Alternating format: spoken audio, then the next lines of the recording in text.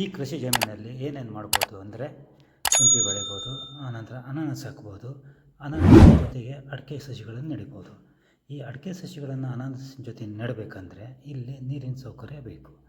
ಇಂಥ ಜಮೀನಲ್ಲಿ ನೀರಿನ ಸೌಕರ್ಯ ಬೇಕು ಅಂದರೆ ಬೋರನ್ನು ಹೊಡೆಸಲೇಬೇಕು. ಈ ಬೋರಲ್ಲಿ ಕನಿಷ್ಠ ಅಂದರೆ 3-4 ಇಂಚು ನೀರುಗಳು ಬಿದ್ದರೆ ಈ ಒಂದು ಬರಡು ಭೂಮಿಯನ್ನು ಒಳ್ಳೆಯ ಕೃಷಿ ಜಮೀನಾಗಿ ಮಾಡ್ಬೋದು. ಅಂದರೆ ಇದರಲ್ಲಿ ಅನಾನಸಿನ ಜೊತೆ ಅಡಿಕೆಯನ್ನು ಬೆಳೆದರೆ ಸುಮಾರು ಒಂದು 4-5 ವರ್ಷದಲ್ಲಿ ಅಡಿಕೆ ಸಸಿಗಳು ತನ್ನ ಪೈರನ್ನು ಬರಲಿಕ್ಕೆ ಚಾಲು ಆಗುತ್ತೆ. ಆದರೆ ಅನಾನಸು 3-4 ವರ್ಷದಲ್ಲಿ ಅನಾನಸ್ ಕ್ರಾಪನ್ನು ಪಡ್ಕೊಂಡ್ರೆ ಅದರ ಬರುವಂಥ ಲಾಭ ಈ ಅಡಿಕೆ ಆ ನಂತರ ಬರುವಂಥ ಅಡಿಕೆ ಸಸ್ಯಗಳಿಂದ ನೆಟ್ಟು ಅಡಿಕೆ ಮರಗಳಿಂದ ಅಂತ ಬರೋ ಲಾಭ ಭಾಳ ಉತ್ತಮ ಮಟ್ಟದ ಆಗುತ್ತೆ. ಈ ರೀತಿ ಕೃಷಿ ಪದ್ಧತಿಯಿಂದ ಮಾಡಬೇಕಂತಂದರೆ ರೈತರಿಗೆ ಬೇಕಾಗಿತ್ತಂದರೆ ನೀರಿನ ಮೂಲ ಇದ್ದರೆ ಈ ಜಮೀನಲ್ಲಿ ಏನು ಬೇಕಾದರೂ ಮಾಡ್ಬೋದು.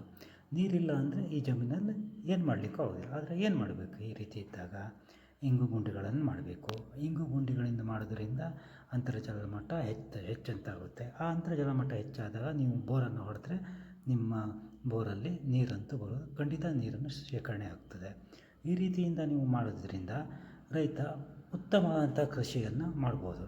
ಇದನ್ನು ಹೊರತುಪಡಿಸಿ ಏನು ಮಾಡಬೇಕು ಅಂದರೆ ಈಗಿರುವಂತಹ ಒಂದು ಹೆಚ್ಚಿನ ಮೌಲ್ಯ ಅಂದರೆ ಅಡಿಕೆ.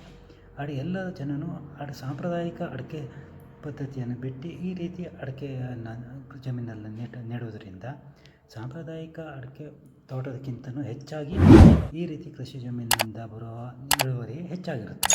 ಆದ್ದರಿಂದ ಪ್ರತಿಯೊಬ್ಬ ರೈತನೂ ಅಡಿಕೆ ಸಸ್ಯಗಳಿಗೆ ಹೆಚ್ಚಿನ ರೀತಿಯ ಗಮನವನ್ನು ನೀಡುತ್ತಾನೆ. ನೋಡಿ, ಇಲ್ಲೊಂದು ಇಂಗು ಗುಂಡಿ ಟೈಪ್ ಅಂತಹ ಒಂದು ಹೊಂಡವನ್ನು ತೋಡಿದ್ದಾರೆ. ಆದರೆ ಇದೀಗ ಏಪ್ರಿಲ್-ಮೇ ಸಮಯದಲ್ಲಿ ನೀರಿನ ಅಭಾವದಿಂದ ನೀರು ಇರೋದಿಲ್ಲ. ಈ ಕೃಷಿ ಹೊಂಡವನ್ನು ನಂಬ್ಕೊಂಡು ನೀವೇನಾದರೂ ಕೃಷಿ ಮಾಡಿದ್ರೆ ಕೃಷಿ ಫೇಲ್ಯೂರ್ ಆಗುತ್ತೆ, ಅಂದರೆ ಕೃಷಿ ವಿಫಲ ಆಗ್ತದೆ. ಆದ್ದರಿಂದ ನೀವೇನು ಮಾಡಬೇಕು ಅಂದರೆ ಸಣ್ಣ ಇಂಗು ಹೊಂಡಗಳನ್ನು ಮಾಡಬೇಕು. ಆ ನಂತರ ನೀವು ಬೋರ್ಗಳನ್ನು ಹೊಡೆಸಬೇಕು. ನಿಮ್ಮ ಬೋರ್ಗಳನ್ನು ಹೊಡೆಸಿದಾಗ ಆಗ ತಾನೇ ನೀರು ಶೇಖರಣೆಯಾಗಿ ನಿಮ್ಮ ಬೋರ್ವೆಲ್ಲಲ್ಲಿ ನೀರು ಕೂಡ ಬಂದೇ ಬರುತ್ತದೆ. ಅದಕ್ಕೆ